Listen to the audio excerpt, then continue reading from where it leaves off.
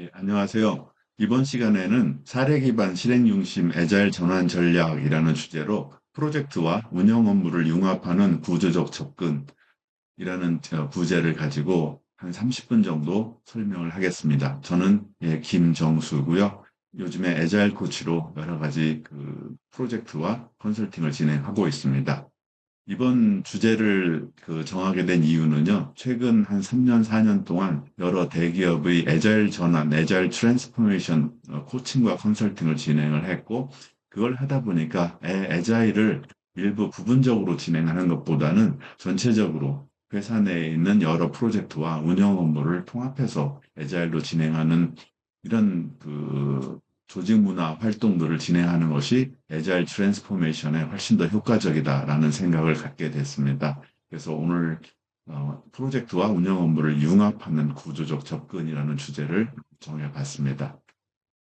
오늘 진행은 먼저 애자일에 대해서 설명을 드리겠습니다. 아마 지금 이 영상을 보시는 분들은 애자일에 대해서 전혀 모르시는 분도 계실 것 같고, 또 어떤 분들은 알고 계시고, 또 어떤 분들은 많이 사용하고 계실 것도 같습니다.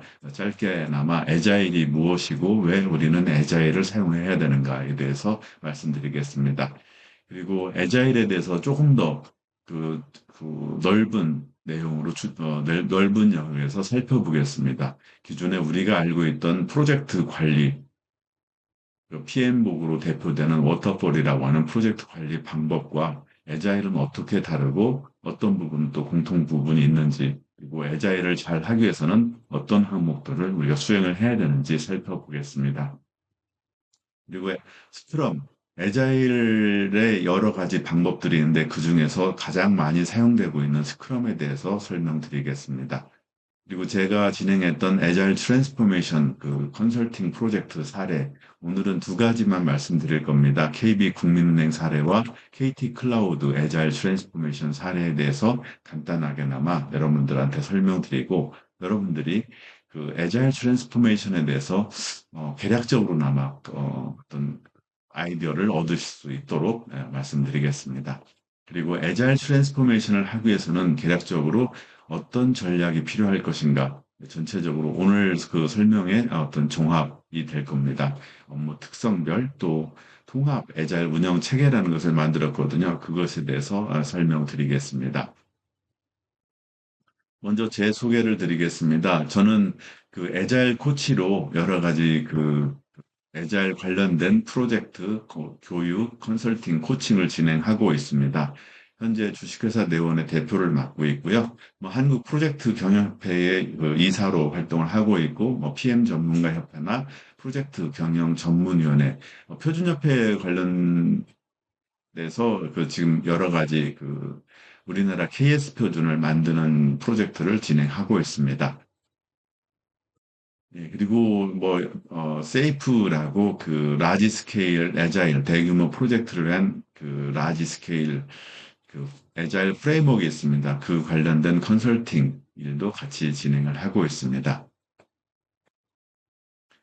먼저 왜 애자일인가에 대해서 간단하게 살펴보겠습니다. 아마 여러분들 지금 일을 하실 때 보면은 애자일이 아니더라도 일을 잘 하고 있다라고 생각하는 분도 계시겠죠? 근데 애자일을 왜 우리가 사용을 해야 되고 많은 기업에서 왜 애자일을 궁금해하거나 또는 도입하려고 애를 쓰고 있을까? 또 다른 기업들은 애자일을 도입해서 어떤 효과를 보고 있는지 이런 부분들이 아마 궁금하실 겁니다. 그 부분에 대해서 간단히 말씀드리겠습니다. 요즘 최근에 비즈니스 환경을 보면은 많은 변동성이 크게 나타나고 있습니다. AI로 대표되는 최근 새로운 기술들의 등장으로 인해서 기업의 비즈니스, 또 업무 환경은 굉장히 변화가 많게 되죠. 이런 변화는 여러분 회사뿐만 아니라 여러분 회사의 고객, 클라이언트들도 굉장히 많은 다양한 변화를 지금 겪고 있습니다. 이러한 변화 속에서 여러분들이 고객, 여러분들의 타겟 마켓에서 어떤 제품이나 서비스를 딜리버리 하게 되는데 그런 그 제품이나 서비스에도 많은 변화가 일어나게 되죠. 이런 것들을 빠르게 수용하고 시장에서의 경쟁력을 유지하기 위해서는 어떻게 우리가 그 일을 해 나가야 되는지 이런 것들이 여기에 해당된다라고 할 수 있고요. 그리고 이런 새로운 기술들로 인해서 많은 불확실성이 존재하게 되고 또 굉장히 복잡해지게 됩니다. 예전에는 어떤 여러분들이 하는 제품이나 서비스가 비교적 간단했다면 점점 더 복잡해지고 있다는 것을 네, 느끼시게 될 겁니다. 그리고 이러한 불확실성과 복잡성으로 인해서 많은 그 모호성, 어떤 프로젝트를 할 때 고객의 요구사항을 듣게 되는데 고객도 그들의 요구사항이나 비즈니스 니즈에 대해서 명확하게 얘기하기 어려운 그런 상황들이 많이 생기고 있습니다. 이런 모호성으로 인해서 여러분들이 수행하는 업무, 프로젝트 업무이든 오퍼레이션 운영 업무든 많은 이 모호함이 나타나게 됩니다. 그럼 이런 상황에서 우리는 어떻게 일을 해야 될까요? 우리가 전에 사용하던 계획을 세우고 설계를 해서 그 구현을 하고 개발을 하고 그리고 테스트를 하고 조정을 하고 하는 이런 일련의 과정을 과연 어떻게 하는 것이 더 효율적으로 이런 복잡하고 변화가 심한 비즈니스 상황의 니즈를 충족할 수 있을 것인가 이런 부분들을 생각해야 됩니다.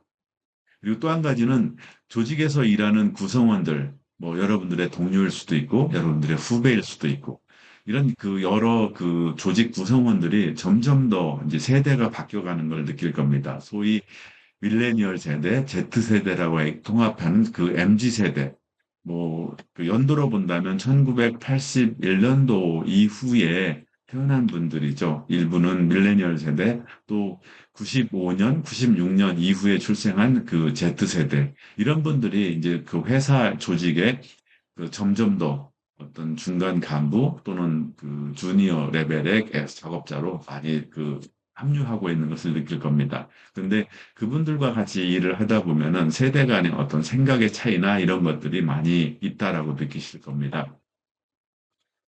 그래서 보시면은 MZ 세대는 어떤 성향이나 성격, 그리고 일하는 방식, 사고방식, 인생 가치관들이 기존 세대들과는 다른 어떤 특성을 가지고 있습니다. 그래서 이들과 같이 협업하고 잘 소통하기 위해서는 이들이 어떤 가치관을 가지고 있는지 잘 확인하는 것도 중요하겠죠. 그래서 MZ 세대는요, 수평적 조직, 아마 기존의 전에 베이비 부머 세대들은 보통 수직적 조직, 즉 위에서 이렇게 해라고 하면은 하는 그런 어떤 수직적 조직 문화에 많이 익숙해져 있을 겁니다. 그런데 MZ 세대들은 보다 수평적 조직, 대등하고 역할이 다를 뿐이지 어떤 위계에서의 상하관계 이런 거는 크게 신경 쓰지 않는 그런 특성들을 가지고 있고요. 회사가 발전해야 된다. 아마 전 세대 분들은 회사가 성장하면 나는 자연스럽게 거기서 많은 보상을 받을 것이다 라고 생각하는 분들이 있었을 겁니다. 하지만 이 MZ 세대들은 같이 성장하는 것을 추구합니다. 그리고 이를 통해서 사회에 기여할 수 있어야 된다. 그러니까 회사만이 아니라 어떤 공통의 집단, 지역, 사회, 국가에 기여할 수 있는 그런 것들도 동기부여의 한 동인이 되고 있습니다. 그리고 직업의 어떤 가치를 굉장히 중요시하고요. 그 다음에 자기 자신의 어떤 개인 스케줄도 굉장히 중요하다. 즉, 워라밸이 중요하다라고 생각하고 있습니다. 그리고 중요한 건데, 일도 놀이처럼 재밌어야 된다. 재미없는 일은 하고 싶어 하지 않는 그런 성향들이 굉장히 많습니다. 그리고 자신이 한 일에 대한 어떤 공정한 리워드, 보상이 굉장히 중요하다. 만약에 이게 지켜지지 않으면 어떻게 할까요? 맞습니다. MZ 세대들은 가차없이 회사를 떠날 것도 많이 생각하는, 그리고 실제로 이직하는 이런 경향들이 많이 생깁니다. 그래서 요즘에 여러분들이 일하시는 회사의 상황들은 앞에서 말씀드렸던 것처럼 북한, 변동성도 크고 복잡하고 불확실성이 크고 모호한 이런 상황이 있고요. 그 다음에 구성원들도 MZ 세대가 바뀌면서 또 다른 특성들을 많이 나타내고 있는 그런 상황입니다. 이런 세대에서 어떻게 일을 우리는 효과적으로 할 수 있을까요? 이때 애자일이 필요한 것이죠. 우리가 애자일 말고 기존에 하던 방식은 PDCA, Plan, Do, Check, Act 이런 방식이었을 겁니다. 계획을 수립하고 계획이 잘 수립되면 그대로 실행을 하고 그리고 확인을 해서 마무리하는 이런 PDCA 방식이었다면 애자일에서는요, 변화하는 비즈니스 환경에 빠르게 대응하기 위해서 관리하기 위한 방법이고 조직 문화. 그러니까 기존의 그 프로젝트 관리다라고 하면 어떤 특정의 작업을 완료하기 위한 그런 관리 방법이었다면 애자일은 일하는 방식 플러스 조직 문화까지 가지고 있습니다. 그래서 애자일에서 추구하는 것은요, 한 사람 한 사람 구성을, 작업자들이 일하는 것도 굉장히 중요하지만 리더십도 굉장히 중요하고요. 일을 할 때 애자일적인 프레임워크에 대해서 하고요. 그리고 마지막으로 애자일 마인드셋, 조직 문화인데 이 조직 문화도 굉장히 중요하다라고 하는 겁니다. 그래서 애자일에서 얘기하는 마인드셋이 그럼 뭐지? 예, 이 부분에 대해서는 뒤에 더 말씀드리겠습니다. 자, 그럼 이제 조금 더 구체적으로 들어가서 그럼 과연 애자일이 뭘까요? 라는 부분에 대해서 한번 설명드리겠습니다. 우리가 어떤 특정 프로젝트를 관리하는 방법들을 살펴보면 그동안에 우리가 프로젝트를 하기 위해서는 아마 여러분들도 다 기억하실 겁니다. 계획을 세웁니다. 그래서 이 기존에 우리가 일하는 방식, 워터폴이라고 하는데 이 워터폴에 대해서는 또 뒤에 자세히 설명을 드릴 겁니다. 워터풀의 방식의 특징은 계획을 기반으로 일을 진행을 합니다. 그래서 프로젝트 초반에 계획을 잘 세워야 되죠. 여러분, 계획을 잘 세우기 위해서는 어떤 게 필요할까요? 그렇죠. 요구사항이 명확해야 됩니다. 근데 이 요구사항이 명확하게 하기 위해서는 고객으로부터 뭐 RFP라든지 이런 걸 받아서 할 수도 있고요. 그런데 문서만으로는 충분히 고객의 요구사항이 확인이 안 되기 때문에 우리는 어떻게 하죠? 그렇죠. 인터뷰를 하거나 워크숍을 하거나 이렇게 진행을 합니다. 그런데 이렇게 프로젝트 초반에 요구사항을 명확하게 파악하는 것이 과연 쉬운 일일까요? 아마 여러분들 기억을 해보시면은 이 요구사항을 잘 수집하기 위해서 굉장히 많이 고객과 많은 시간을 들여서 얘기를 했지만 고객조차도 그들의 요구사항을 명확하게 얘기하지 못하는 경우도 있고요. 또 처음에 얘기했다 하더라도 그것이 프로젝트가 진행되는 그래서 완료될 때까지 그 긴 시간 동안에 이 요구사항이 변하지 않을 것인가. 이거는 우리가 확신하기 굉장히 어려운 사항들이 많이 있었죠. 어쨌든 그 플랜 드리븐 프로젝트 관리 방식에서는 요구사항을 잘 정리하고 이 요구사항을 기반으로 몇몇 months가 필요하지 시간은 얼마나 걸릴 것인가 이렇게 진행을 합니다. 그런데 앞에 말씀드렸던 것처럼 요즘의 비즈니스 상황은 많은 불확실성과 변동성, 모호함, 복잡성을 가지고 있기 때문에 이 요구사항을 확정하기가 굉장히 어려운 상황들이 점점 더 증가하고 있습니다. 그래서 나타난 것이 밸류 드리븐 프로젝트 관리 방식, 밸류 드리븐 방식의 일하는 방식입니다. 이 방식은요, 요구사항을 프로젝트 초반에 확정하려고 하지 않습니다. 요구사항을 변수로 두고요. 즉, 요구사항이 뭔지는 모르겠지만 다 완전하게 파악되지 않을 것이다. 그래서 프로젝트 초반에는 개략적으로 파악할 수 있는 정도로만 요구사항을 정리를 하고 다만 몇몇 months 또는 뭐 10개월 이런 기간을 확정을 하고 진행을 하면서 프로젝트 팀과 고객 간의 많은 소통과 그 대화를 통해서 협의를 통해서 이 요구사항을 확인해 나가자라고 하는 그런 방식입니다. 어떠세요? 예. 아마 언뜻 이해가 되지 않으실 겁니다. 근데 지금은 걱정하지 마시고요. 뒤에 더 자세하게 네, 설명을 드릴 겁니다. 자, 이 워터폴, 우리가 플랜 드리븐 방식의 대표적인 그 관리 방식이 워터폴 방식입니다. 아마 여러분들 뭐 PM복으로 대표되는 그래서 착수하고 계획하고 실행하고 통제하고 종료하는 이런 일련의 흐름 프로세스로 진행하는 프로젝트 관리 방식에 익숙해졌을 겁니다. 근데 이렇게 프로젝트를 진행을 하다 보면 프로젝트 초반에 자, 이걸 만들어 주세요. 고객이 여기 빨간 큰 육각형 모습의 결과물을 원합니다.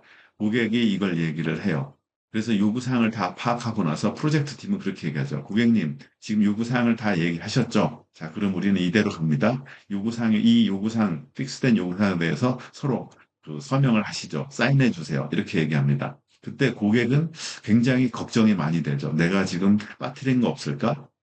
내가 지금 한 요구사항의 뒤에 바뀌지는 않을까? 이런 걱정들이 많이 생기죠. 어쨌든 진행을 하고 비교적 그 커다란 결과물을 완성을 하기 위해서는 시간이 제법 걸리죠. 뭐 예를 들어서 6개월 또는 1년 이렇게 걸렸다라고 하면 그 개발이 진행되는 과정에서는 프로젝트 팀과 고객 사이는 문서로만 주로 서로 그 확인을 합니다. 지금 잘 진행되고 있죠? 아, 예, 잘 진행되고 있습니다. 뭐 이런 식인 거죠. 그러다 보니까 프로젝트가 이제 그 약속된 기간이 다 됐을 때 뭐 한 2주, 1개월, 2개월 전에 다 돼서 이제 개발팀은 프로젝트 팀은 고객에게 요청을 하죠. 자, 고객님 지금 다 만들었습니다. 이제 만든 이 결과물이 여기 있고요. 이거 확인해서 인수해 주시죠. 그럼 고객이 그때 최종 결과물을 그제서야 보기 때문에 그 최종 결과물의 기능이나 그 모습들이 성능들이 그들의 기대에 미치지 못했을 때 또는 처음에 얘기했던 것들이 끝에 확인이 되기 때문에 변경이나 추가 요구에 대한 어떤 필요가 생겼을 때 그걸 대응하기가 굉장히 어렵게 됩니다. 그래서 에자일에서는 이것을 한 번에 하려고 하지 말고 않고 여러 개의 작은 단위로 쪼개서 진행을 합니다. 이런 식입니다. 자, 먼저 작은 단위, 일부의 기능을 먼저 만들어서, 그래서 일부의 아주 작은 단위의 기능이기 때문에 비교적 짧은 시간, 예를 든다면 2주라든지 또는 한 달 이내에 만들 수 있을 겁니다. 그래서 개발팀은 이걸 가지고 고객한테 보여줍니다. 고객님, 일부 기능이긴 하지만 지금 이걸 만들었거든요. 한번 보시죠.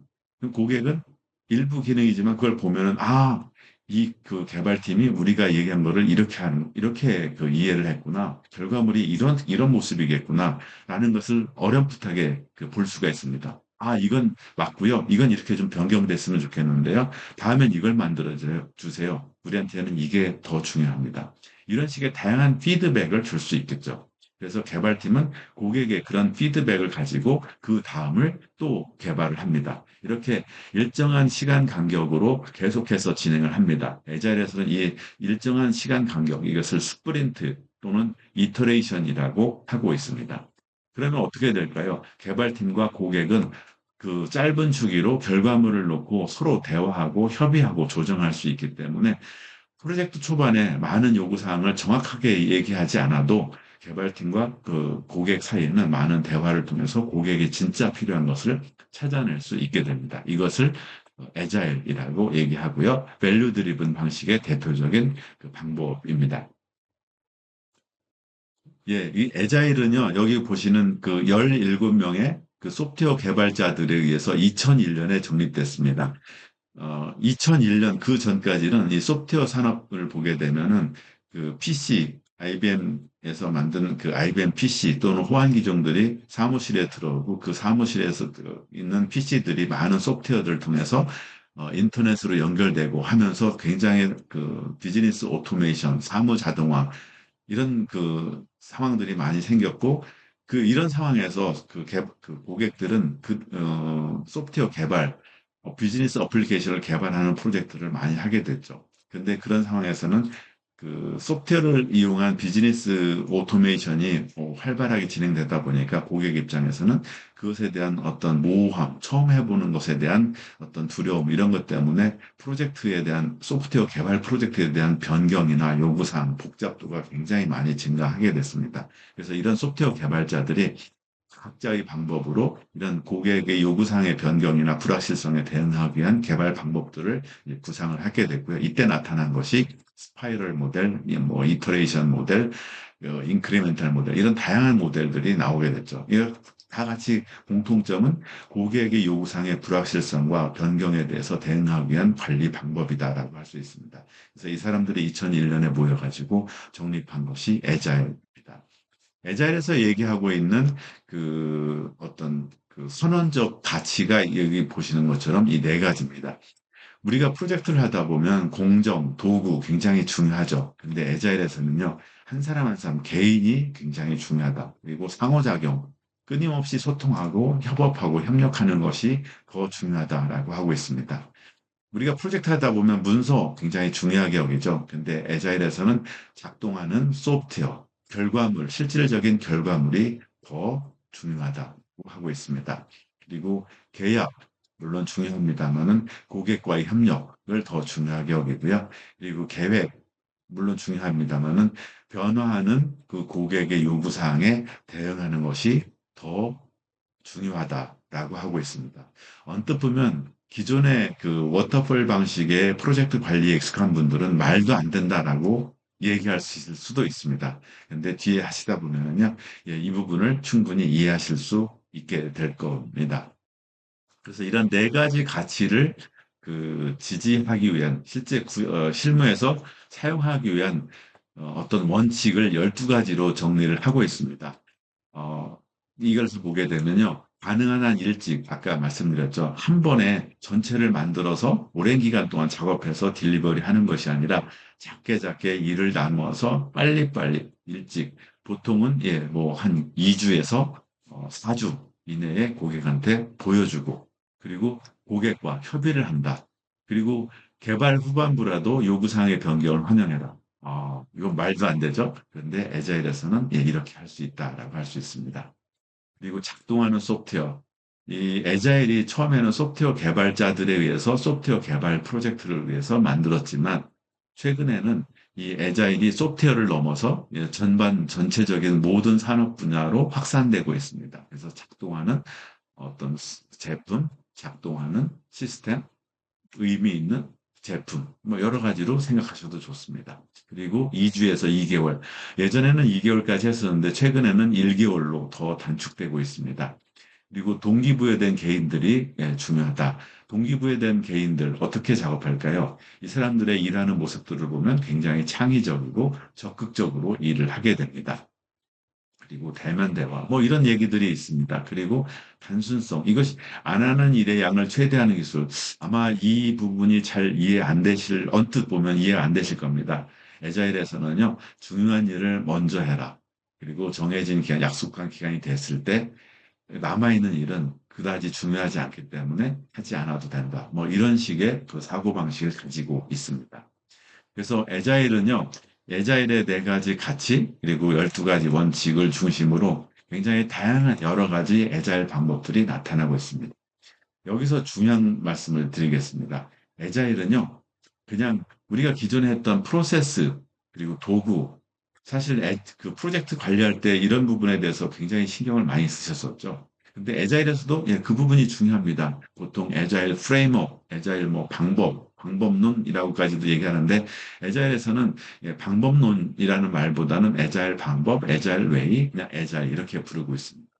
에자일 프레임워크에 대해서 뭐 예를 들어서 일을 작은 단위로 나눠서 하고 스프린트를 하고 뭐 데일리 스탠드업 미팅을 하고 이런 것들도 굉장히 중요하다라고 하는데 그것보다 더 중요한 것은 being agile, 에자일하게 에자일처럼 되기라고 하는 건데 이거는 마인드셋과 관련돼 있는 겁니다. 그래서 이것이 굉장히 중요하고 모든 그 많은 기업들이 경영자들이 에자일 조직으로 전환하려는 이유가 이 비잉 에자일 그 조직 문화 이게 이 때문에 이걸 달성하기 위해서 즉 빠르게 변화하는 시장에 조직 구성원들이 빠르게 대처할 수 있고 적극적으로 창의적으로 일할 수 있도록 하는 그런 그 조직 문화를 만들기 위해서 노력을 하게 됩니다. 그러면 비잉 에자일을 되기 위해서는 어떻게 해야 될까요? 이 에자일 마인드셋이 중요하거든요. 그것에 대해서 조금 이따 말씀드리겠습니다.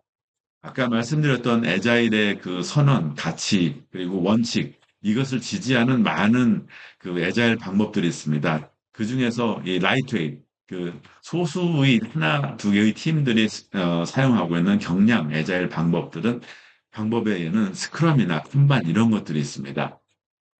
그리고 이 스크럼 칸반이 제일 많이 사용이 되고 있고요. 오늘은 이 스크럼에 대한 스크럼을 중심으로 설명을 드릴 겁니다.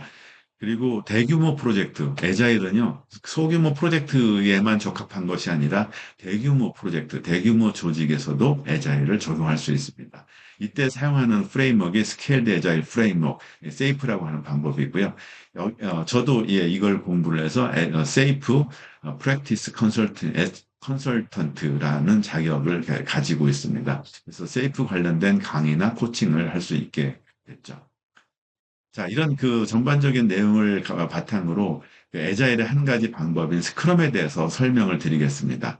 스크럼은요, 여기 보시는 것, 화면에 보시는 것처럼 이 두 사람에 의해서 만들어졌습니다. 왼쪽에 있는 사람이 제프 서덜랜드고요. 오른쪽에 있는 사람이 그 슈에버라고 하는 사람이고요.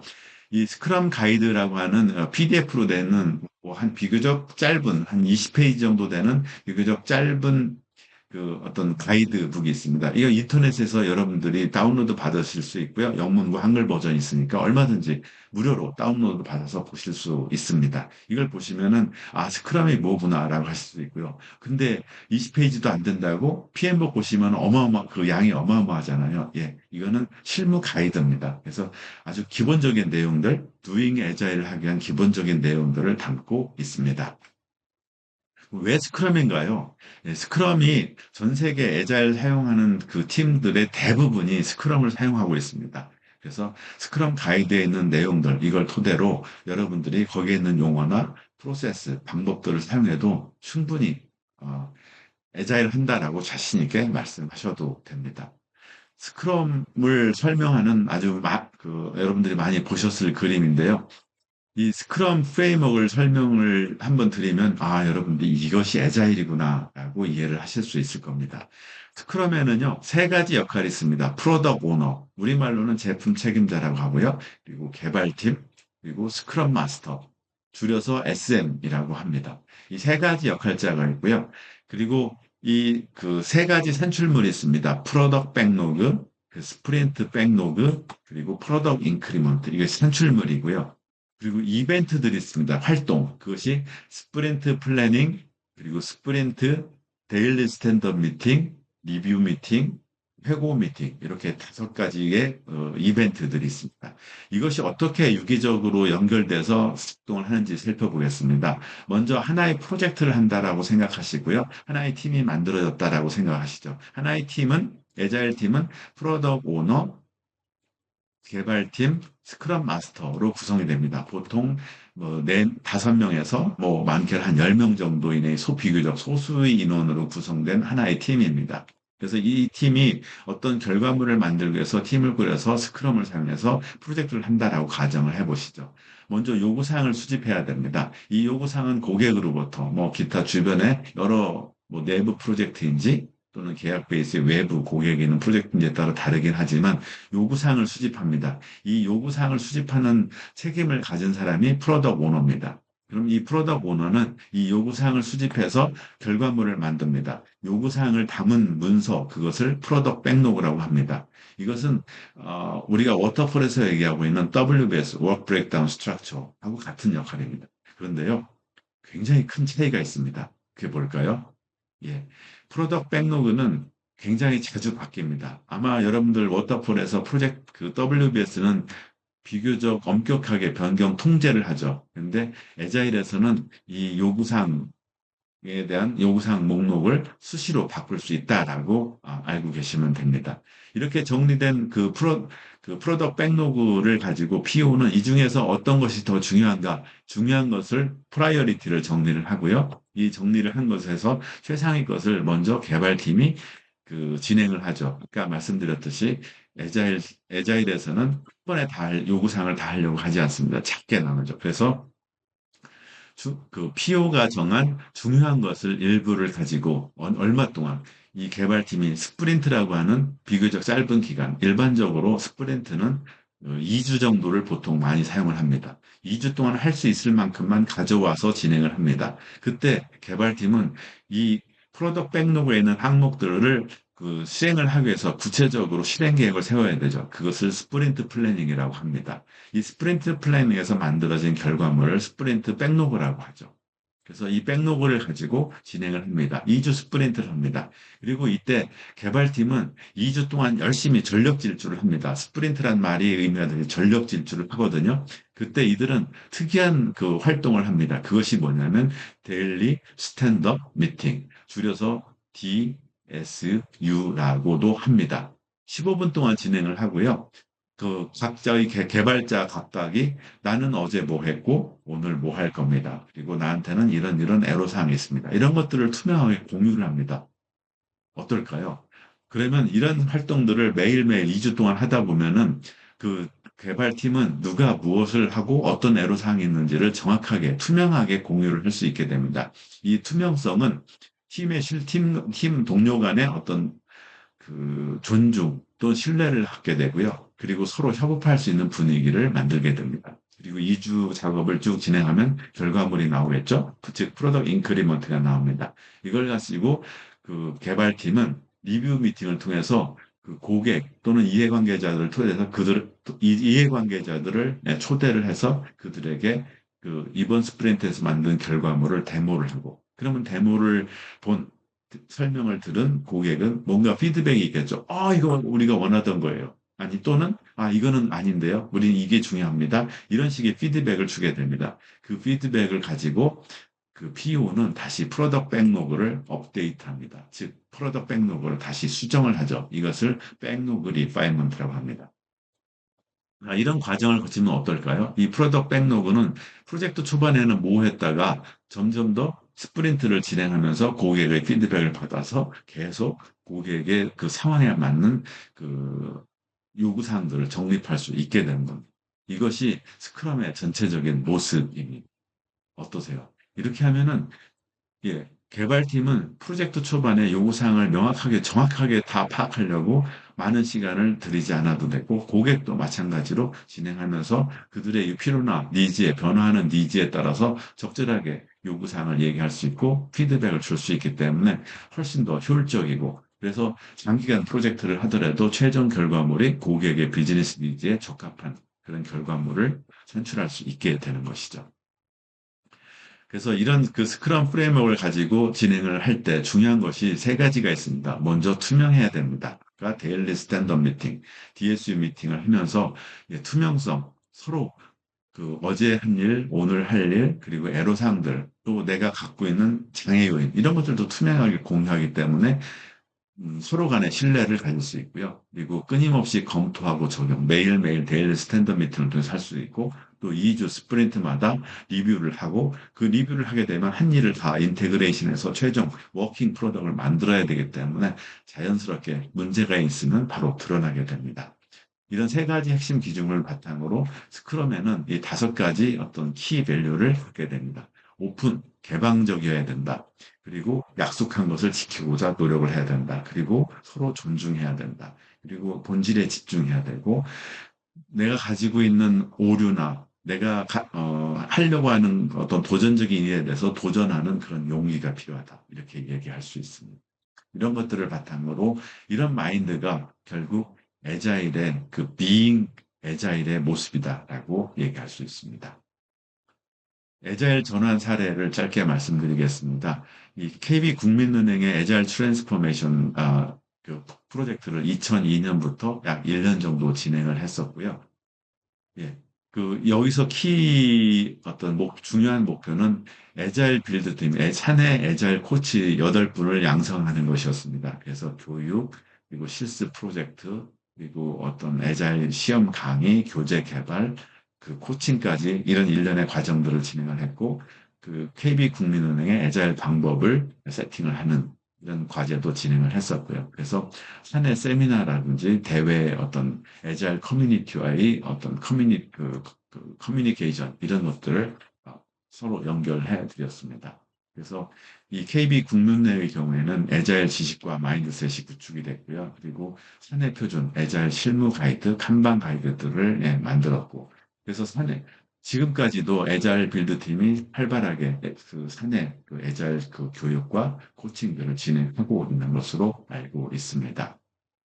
이 부분은 KB국민은행에 구축했던 그 KB 그 스크럼 프레임워크의 모습입니다. 스크럼 가이드에 있는 내용을 토대로 그 국민은행의 어떤 니즈를 반영해서 만들게 됐고 만든 KB 애자일 실무 가이드의 모습입니다. 다음은 그 2024년부터 25년까지 진행한 KT 클라우드의 애자일 전환 사례입니다. 여기도 마찬가지로 애자일을 육성하고 애자일 스낵 코치를 육성하고 같이 애자일 체계를 구축하고 애자일 마스터 플랜을 수립하는 일련의 작업을 진행을 했습니다. 여기도 마찬가지로 애자일 확산 TF팀이 있었고요. 애자일 체계, 애자일 컨설팅을 통해서 애자일 체계를 만들었습니다. 그래서 그 KB 클라우드에 그 애자일 실무 가이드를 만들었고 여러 가지 템플릿도 만들었고요. 그래서 사내 다양한 그 과제, 여기서는 특히 프로젝트뿐만 아니라 일상 운영 업무까지도 애자일을 할 수 있도록 그래서 스크럼과 한반을 그 업무 유형에 따라서 적절하게 혼용해서 사용할 수 있도록 안내를 했습니다.